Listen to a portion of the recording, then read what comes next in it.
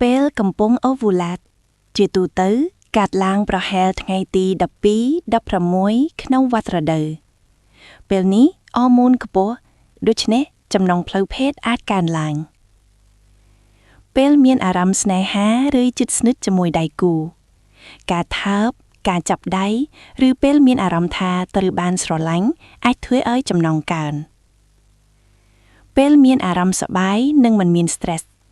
អារម្មណ៍ល្អនិងការសម្រាកគ្រប់គ្រាន់អាចធ្វើឲ្យចំណង់កើនឡើងពេលរាត្រីមនុស្សជាច្រើនមានអារម្មណ៍ផ្លូវភេទខ្លាំងជាងពេលយប់ព្រោះរាងកាយសម្រាកនិងមានពេលឯកជនពេលឃើញឬគិតអំពីអ្វីដែលរំភើបអារម្មណ៍ដូចជាស្នេហាការស្និទ្ធស្នាលឬរឿងរ៉ាវរំភើបអារម្មណ៍តែសូមចាំថាមនុស្សស្រីម្នាក់ៗមិនដូចគ្នាទេមនុស្សខ្លះមានចំណង់ច្រើនមនុស្សខ្លះតិចហើយវាអាស្រ័យលើអាយុអារម្មណ៍សុខភាពនិងទំនាក់ទំនងជាមួយដៃគូផងដែរ